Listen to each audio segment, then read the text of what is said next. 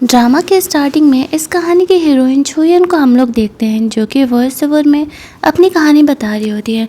वह कहती है, वैसे तो मैं बहुत ही ज़्यादा रिच हूँ, लेकिन मैं जियाओ नाम के एक बंदे से प्यार करती थी क्लास टाइम से ही, लेकिन वो मुझे छोड़ करके एक सिंपल लड़की क्यों को पसंद करता था। मेरे बहुत कहने के बाद भी उसने मेरी तरफ ध्यान नहीं दिया एंड एट द एंड जियाओ और क्यों ने शादी कर ली।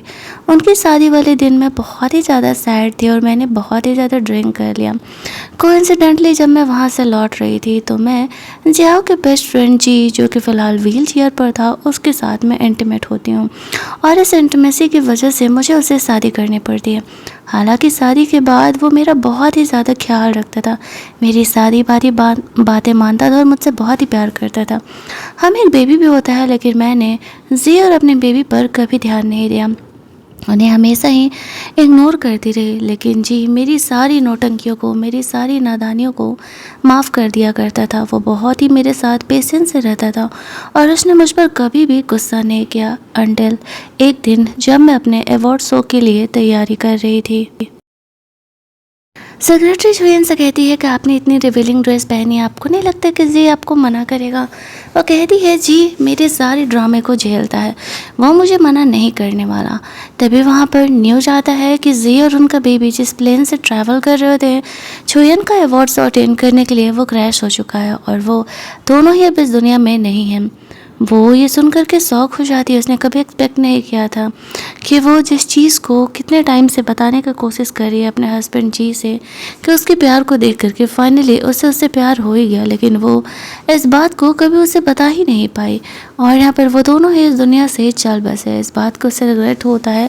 जैसे ही वो खड़ी होती है अचानक से बेहोश हो जाती है। वो भी अब जी के बिना ज़िंदा नहीं रहने वाली थी। मरने से पहले वो यहाँ पर सोच रही होती है कि इस जन्म में जी ने मेरी पूरी लाइफ मुझसे प्यार किया, अगर मुझे कभी आफ्टर लाइफ मिला तो मैं केवल और केवल जी से प्यार करूँगी, ना कि जियाओ से। और तभी हम लोग देखते हैं कि वो रीबर्थ लेकर के उस समय पहुंच जाती है जहां पर कि वो फर्स्ट टाइम जी से कॉलेज टाइम में मिल रही होती है।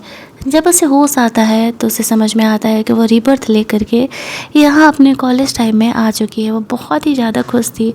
जब गॉड जी ने उसे एक और मौका दिया था अपनी गलतियों को सुधारने का, तो वो दोबारा ये गलती कभी नहीं करने वाली थी। यहाँ पर वो इस तरीके से जियाओ के पीछे पड़ी रहती थी और जियाओ क्यों के पीछे पड़े रहता था। यहाँ पर जी अपने पेरेंट के साथ आया हुआ था और वो यहाँ पर नया एडमिशन ले रहा होता है।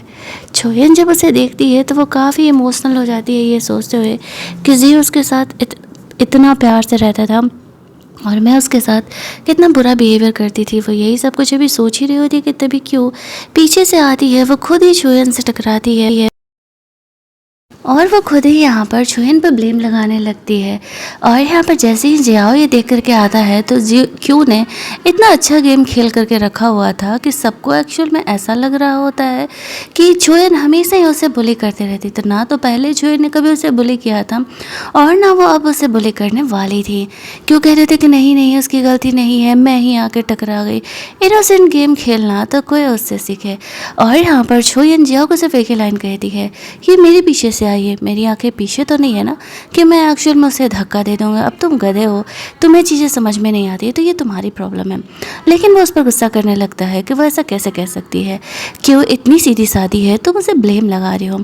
हम लोग यहाँ पर देखते हैं कि इस तरीके से जो है जी पहली बार छुयन का सपोर्ट करता है और वैसे कहता है, मैंने खुद भी अपनी आंखों से देखा है, एक्चुअल में इसमें छुयन की कोई गलती नहीं है। जियो से कह रहा होता है कि फ्रेंड तुम्हें इसके सपोर्ट करने की कोई ज़रूरत नहीं है, बहुत ही विशेष लड़की है।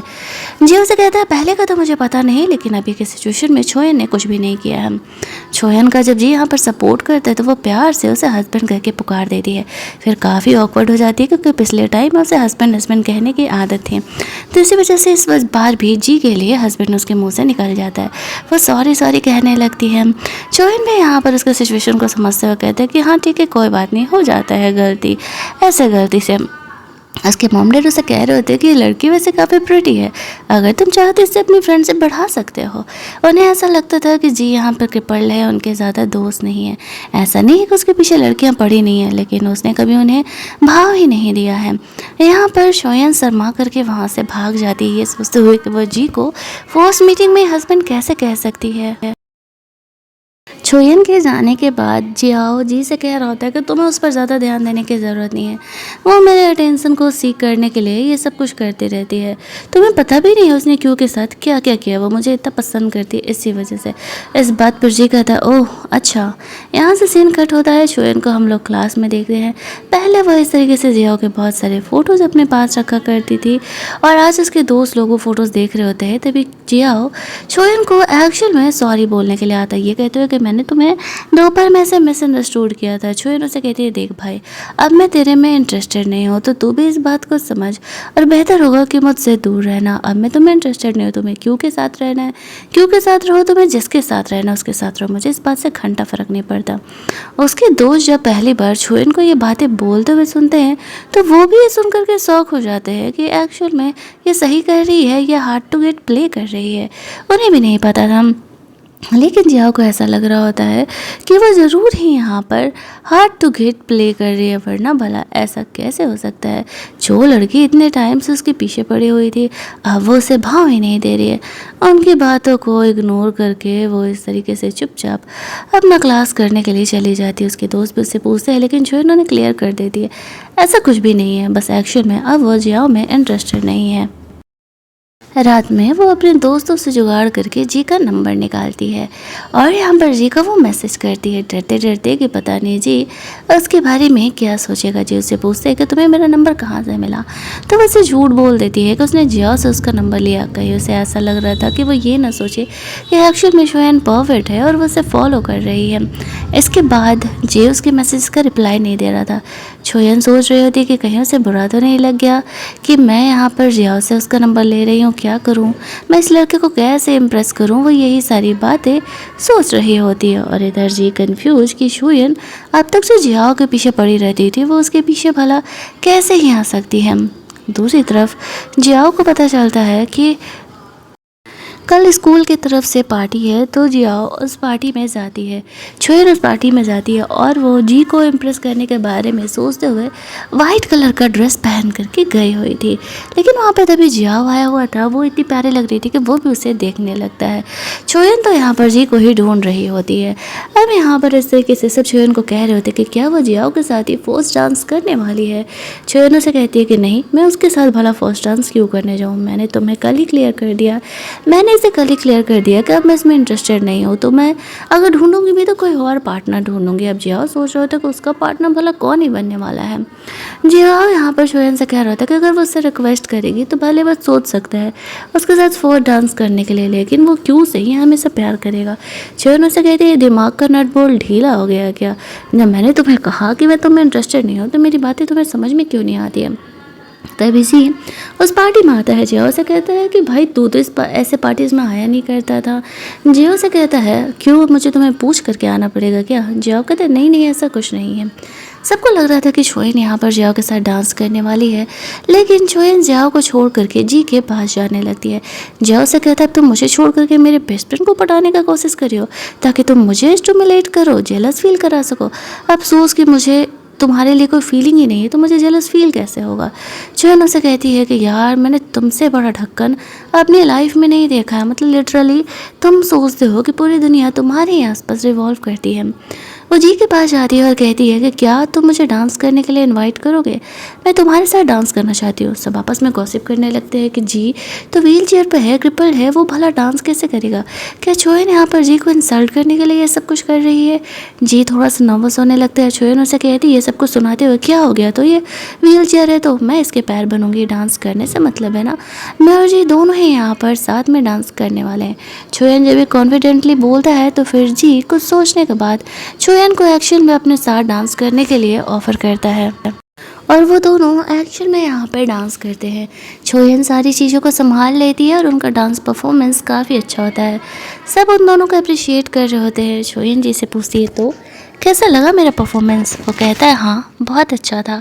सब यहाँ पर उनके लिए क्लैपिंग कर रहे होते हैं और जियाओ को थोड़ा अब डिफरेंट फील हो रहा था। जो लड़की अब तक उसके पीछे पड़ी रहती थी, वो अचानक से उसे छोड़ करके उसके बेस्ट फ्रेंड के पीछे पड़ गई है।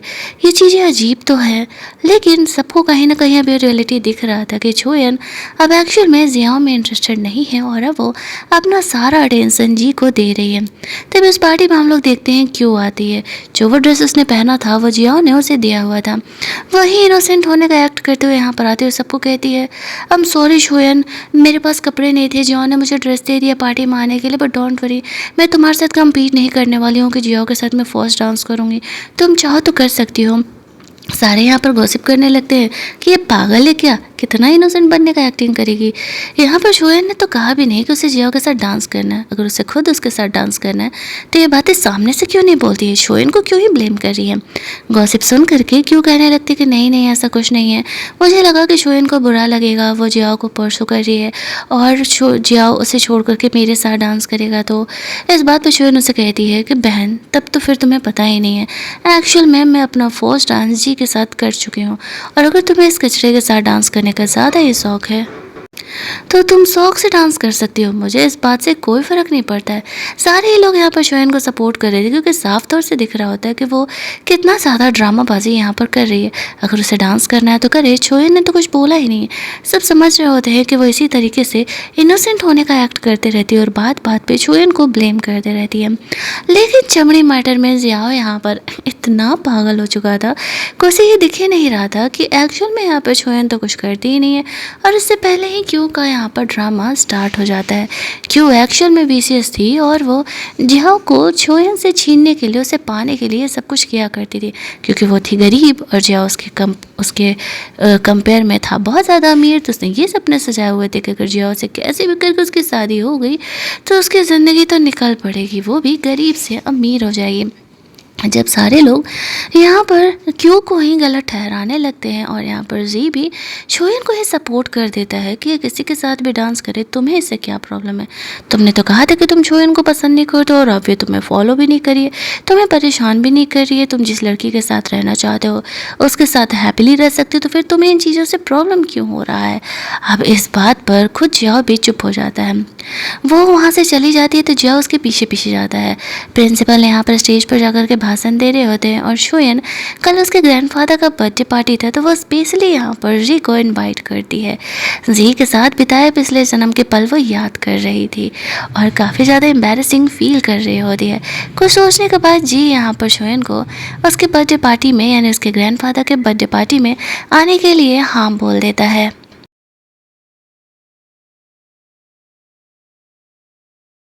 अगले दिन छोयन अपने ग्रैंडफादर के पार्टी में जी के आने का वेट कर रही थी। ग्रैंडफादर पूछते क्या वो जियाओ के आने का वेट कर रही है। छोयन कहती है नहीं ग्रैंडफादर, अब मैं उससे प्यार नहीं करती और मैं उसके आने का इंतज़ार भी नहीं कर रही।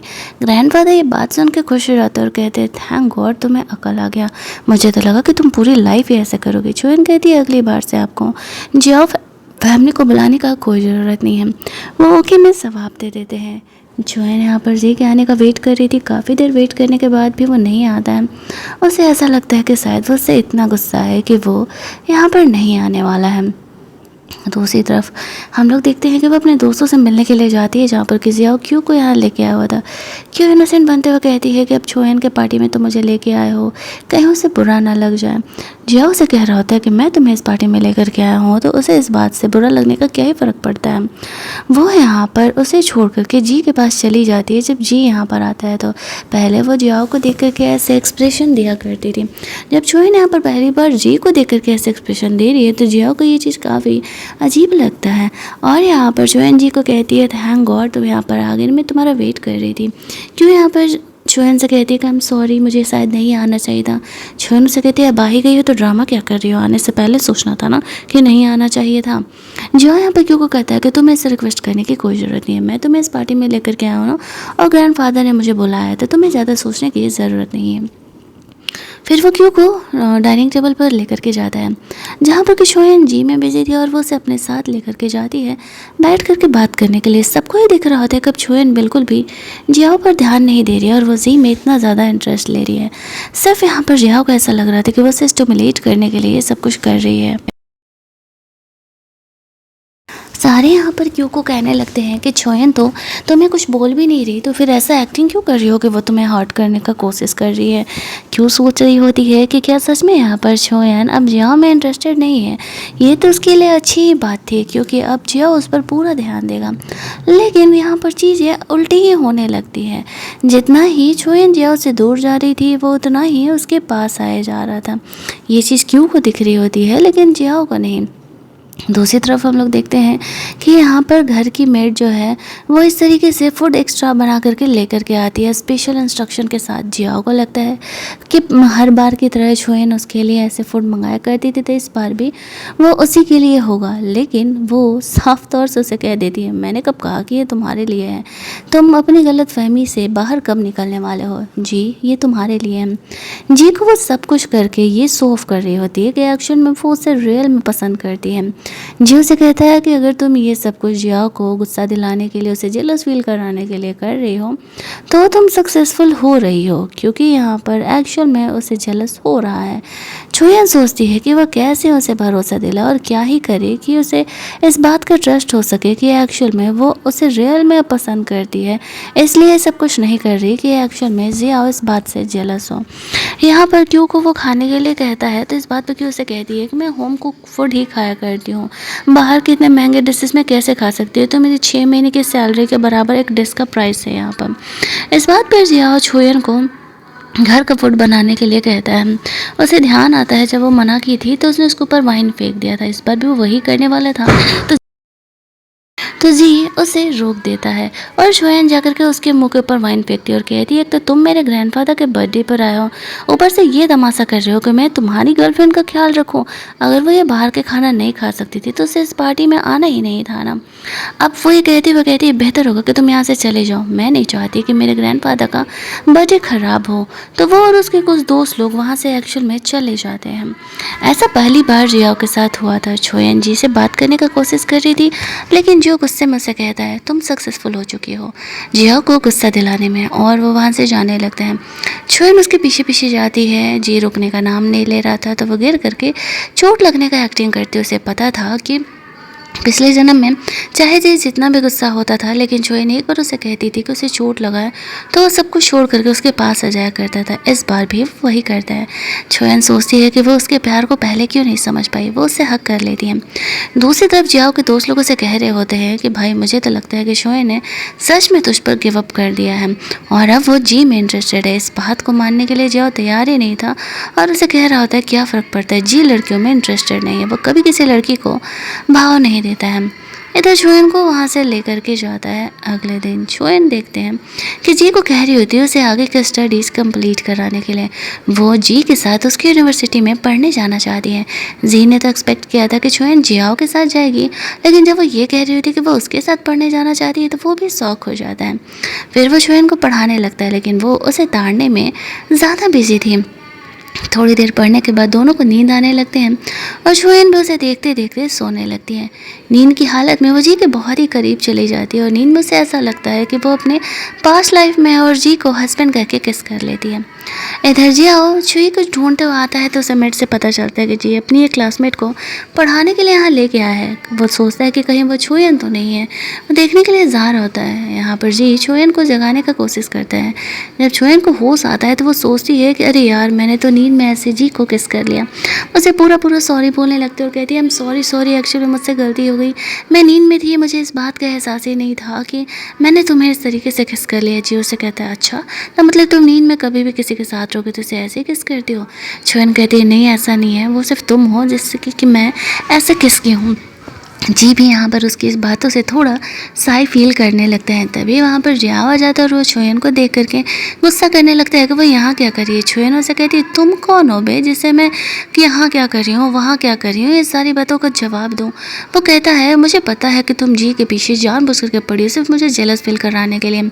जी छोयन अच्छी लड़की नहीं है। जी कहता है मैं बच्चा नहीं हूँ, मुझे पता है कौन सही और कौन गलत, मेरा किसके साथ क्या रिलेशन है, क्या मुझे तुम्हें हर बात की गवाही देनी पड़ेगी। जियाओ से रहे होते कि नहीं ऐसा कुछ नहीं है, मैं तो बस तुम्हारी फिक्र कर रहा था।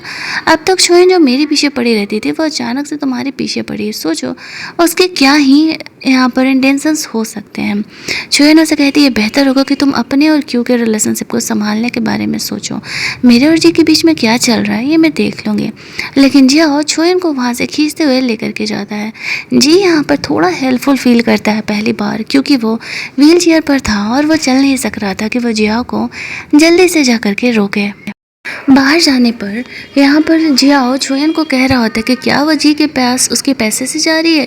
छोयन कहती है पागल हो क्या, मैं जी को एक्चुअल में पसंद करती हूँ। तुम्हें बात कब समझ में आएगा कि मैं जो भी तुम्हें पसंद करती थी वो पास्ट की बात थी, अब ऐसा कुछ भी नहीं है, मैं अब सिर्फ और सिर्फ जी को ही पसंद करती हूँ। जी इन बातों को सुन लेता है। छोयन जब देखती है कि जी ने उसके कन्फेशन को इनडायरेक्टली सुन लिया तो बहुत ही शाई फील करने लगती है और जल्दी जल्दी वहाँ से शर्माते हुए भागती है। जियाओ वापस से छोयन के बारे में बुराई करने का कोशिश कर रहा होता है जी के सामने, जो उसे कहता है मेरे और उसके बीच क्या चल रहा है, तुम्हें इस बात की फिक्र करने की ज़रूरत नहीं है। तुमने मुझसे खुद कहा था ना कि तुम छोयन को पसंद नहीं करते, वो हमेशा ही तुम्हारे पीछे पड़ी रहती है, तो फिर अब तुम्हें क्यों बुरा लग रहा है। दूसरी तरफ छोयन सोच रही होती है कि वो जी को कैसे फेस करेगी। इस तरीके से उसने इनडायरेक्टली उसे कन्फेस किया है। तभी उसे उसकी दोस्त का कॉल आता है। वैसे कहती है कि कल हम क्लास वालों की तरफ से पार्टी करने के लिए चल रहे हैं और वहाँ पे सारे ही आ रहे हैं। सारे का नाम सुनते ही जी सोचती है कि वहाँ पर छोयन सोचती है कि वहाँ पर जी भी आने वाला होगा, तो वो अपना सबसे परफेक्ट ड्रेस पहन करके उस पार्टी में जाने के बारे में सोच रही होती है। यहाँ पर हम लोग जियाओ को देखते हैं जो कि आया हुआ था। उसके दोस्त सोच रहे थे छोयन कैसे नहीं है इस पार्टी में, वो तो हमेशा ही तुम्हारे साथ रहती थी। तभी वहाँ पर छोयन एक्चुअल में आ जाती है और यहाँ पर वो प्रेटी सा ड्रेस पहन करके आई हुई थी, तो खुद जियाओ भी उसे देखते रह जाता है। वो अपनी फ्रेंड से पूछती है जी किधर है, तो वो बोलती है मैंने तो उसे इन्वाइट ही नहीं किया, वो नया नया ट्रांसफ़र हुआ, मुझे लगा कि शायद वो नहीं आएगा।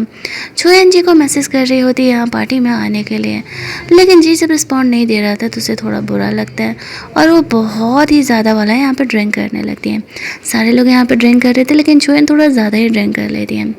पार्टी के लास्ट में सारे जाने लगते हैं। सब जियाओ को छोयन को घर छोड़ने के लिए बोलते हैं क्योंकि वो काफ़ी ड्रंक थी। और तभी वहाँ पे क्यों जो है देखती है कि जियाओ छोयन को भी लेके जाने के बारे में सोच रहा है, तो वो एक्टिंग करने लगती है मुझे अल्कोहल से एलर्जी है, क्या तुम मुझे हॉस्पिटल लेकर के चलोगे। जियाओ सोचता है कि वो थोड़ी देर के लिए छोयन को यहाँ पर छोड़ता है और फिर वो क्यों को हॉस्पिटल में एडमिट करा के वापस आ जाएगा छोयन को घर छोड़ने के लिए। लेकिन जैसे ही वो लोग वहाँ से बाहर जाते हैं तभी एक बदमाश इंसान की नज़र यहाँ पर छोयन पर पड़ती है।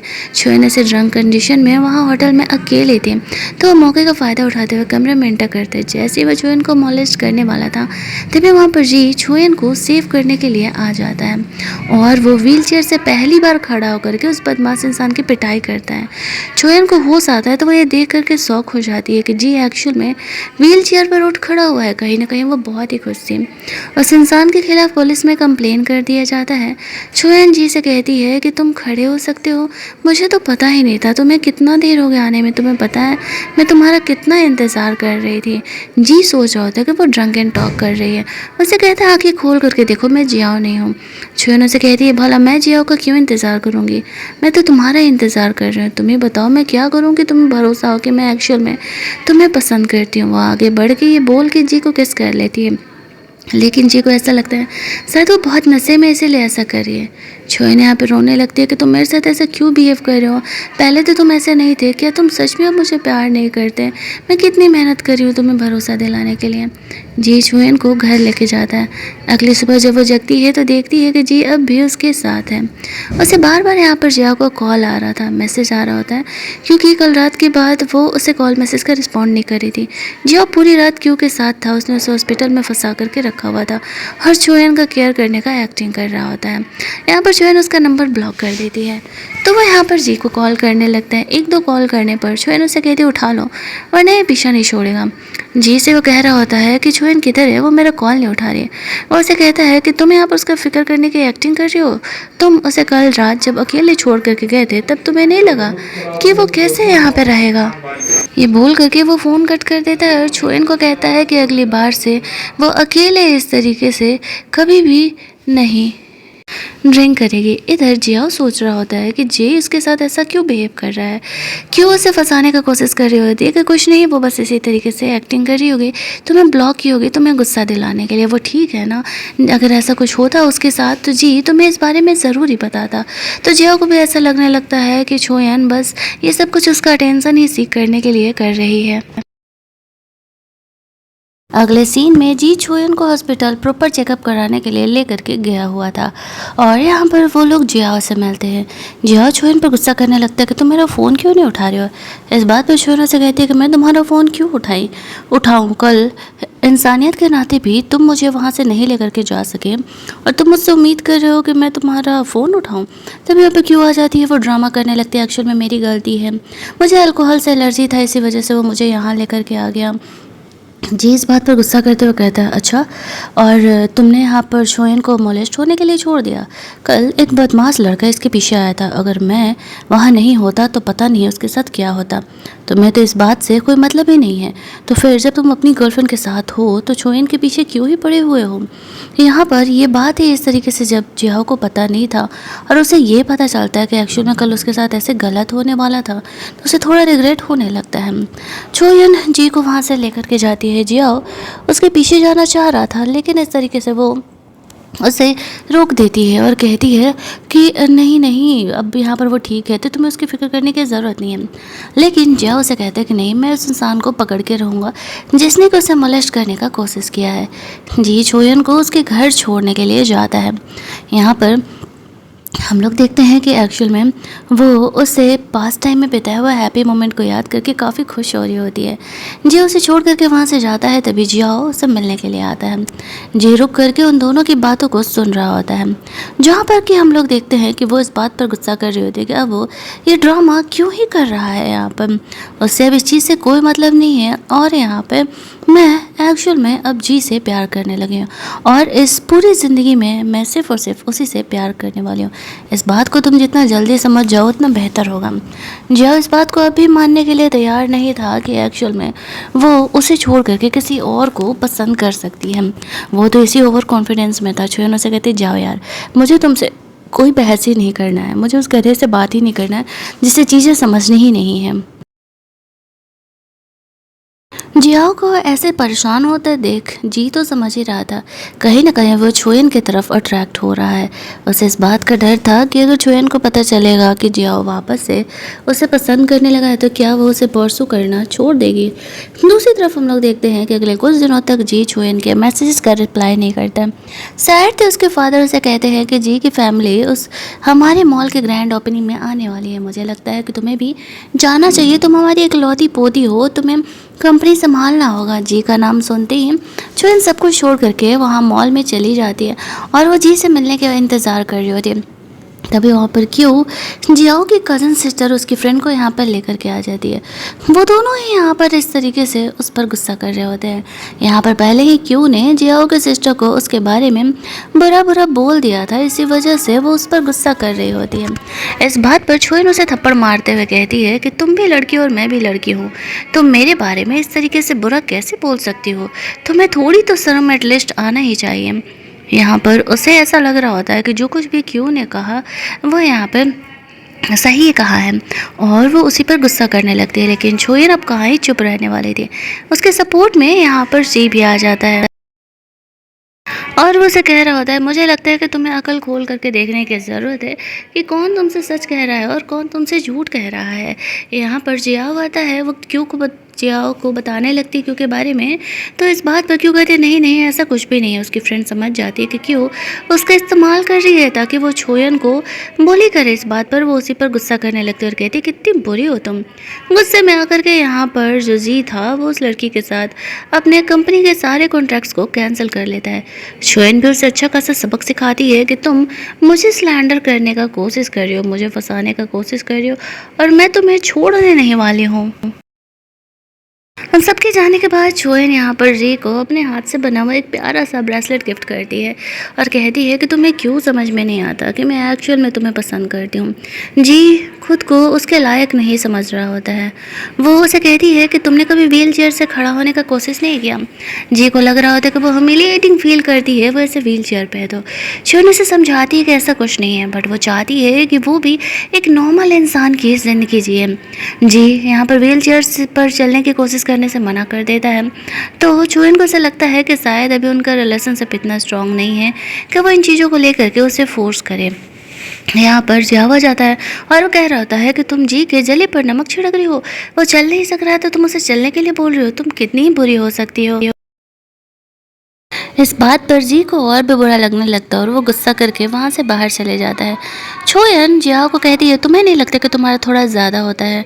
जी तुम्हारा बेस्ट फ्रेंड है और तुम उसे सिंपैथी दिखा रहे हो, तुम्हें उसे इनकरेज करना चाहिए।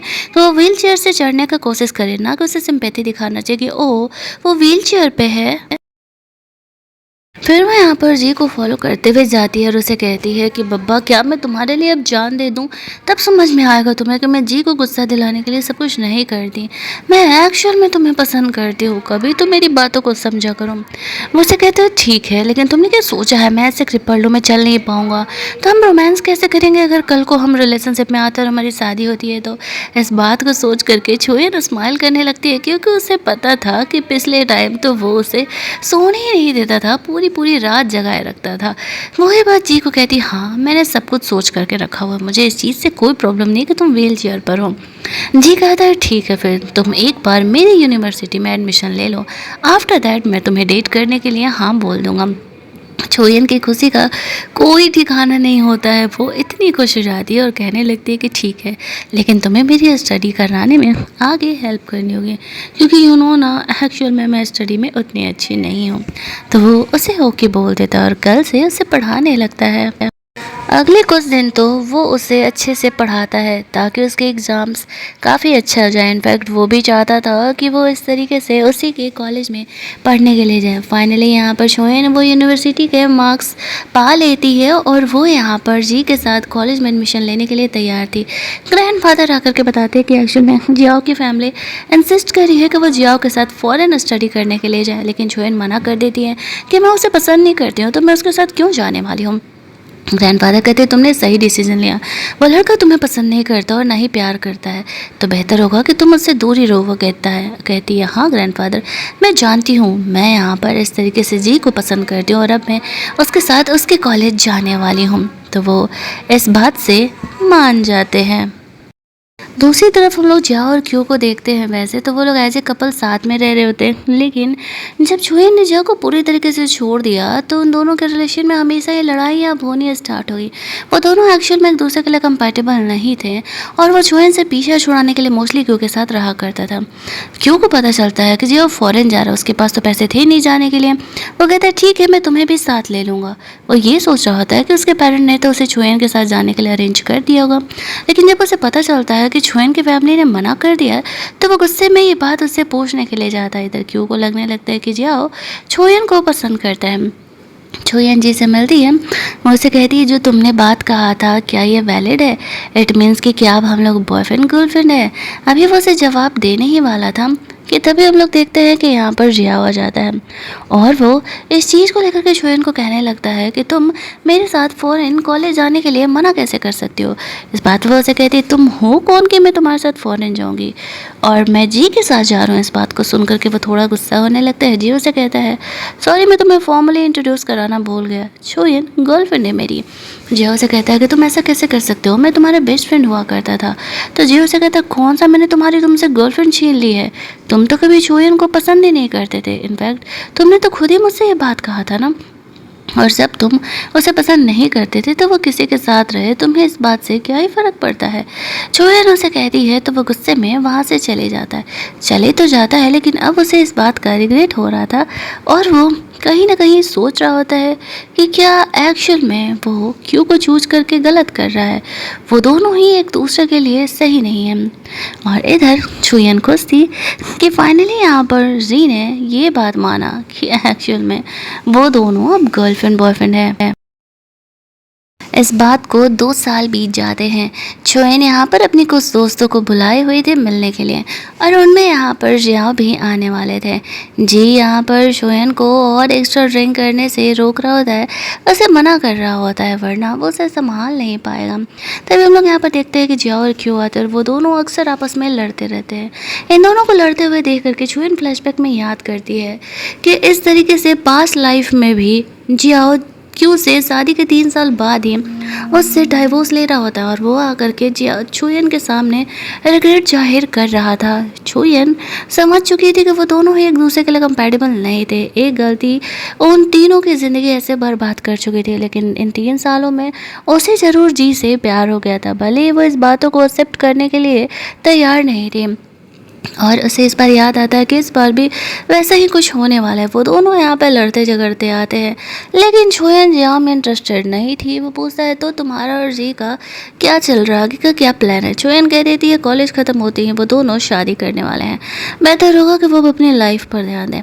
ऐसा कहते हुए वो जी को वहाँ से लेकर के जाती है, जहाँ पर कि जियाओ को लग रहा होता है कि छोयन तो सच में पूरी तरीके से उसे भूल चुकी है। वो क्यों के साथ शादी करने का इस जन्म में अब तक प्लान नहीं किया था। बाहर जाकर के छोयन वापस से जी को कहती है क्या तुम वापस से खड़े होने की सच में कोशिश नहीं करने वाले हो। जी उसे कुछ जवाब नहीं देता है तो छोयन यहाँ पर थोड़ा सा गुस्सा आ जाती है और गुस्सा करके वो घर चली जाती है।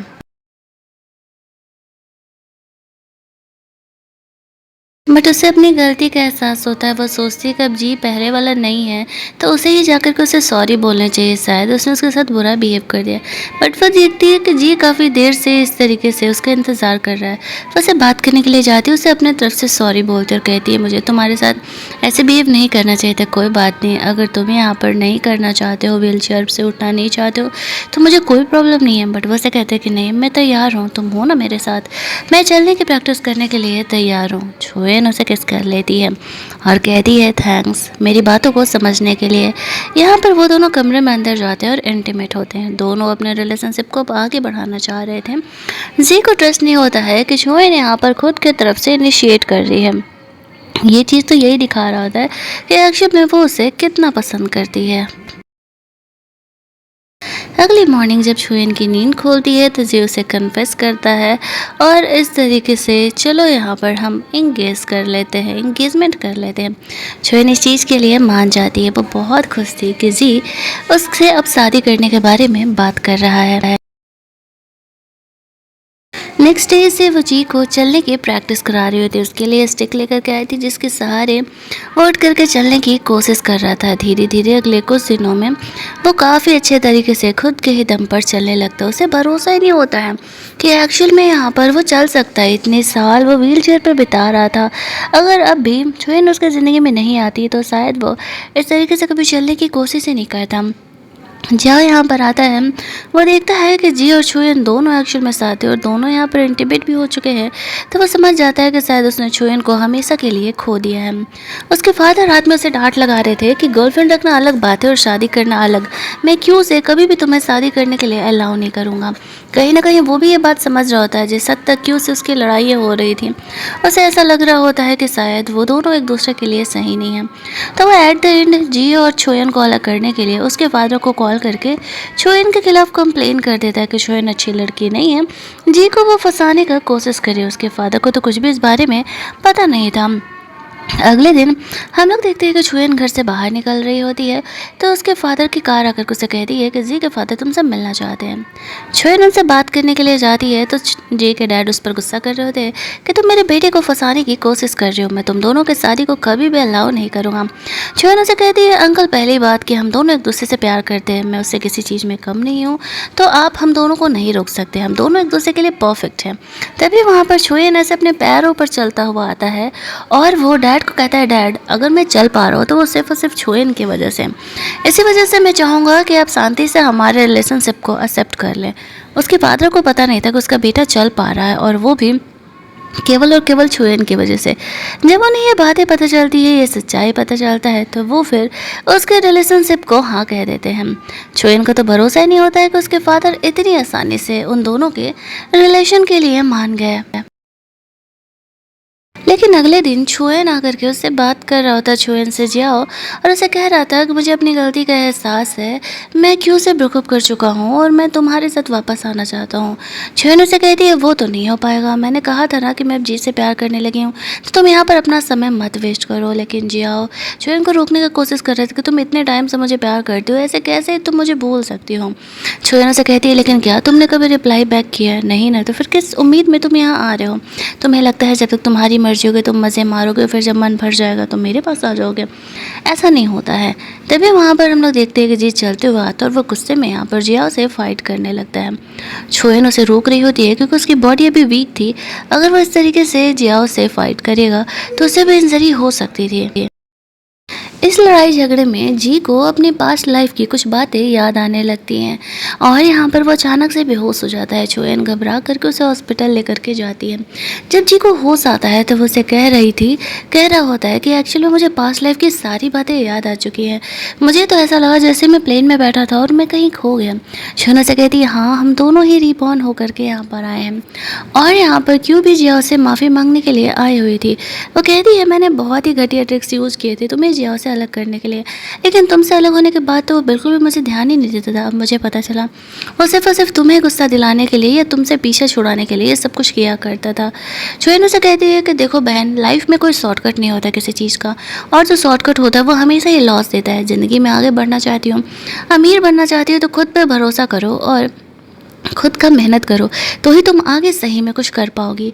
क्यों वहाँ से चली जाती है। छुएन यहाँ पर जी के साथ फाइनली अपना शादी वादी कर लेती है। वो दोनों एक दूसरे को हक करते हैं और हमारी ये कहानी यहीं पर एंड कर दी जाती है। तो अगर आपको ये बर्थ एंड रिवेंज की स्टोरी अच्छी लगी होगी तो वीडियो को लाइक और शेयर करना मत भूलना। चैनल को सब्सक्राइब कर लेना ताकि नए वीडियोज़ के नोटिफिकेशन आपको मिलते रहें। चलिए जल्दी से मिल लेते हैं हम लोग एक और मस्त मस्त वाली कहानी के हिंदी एक्सप्लेनेशन में।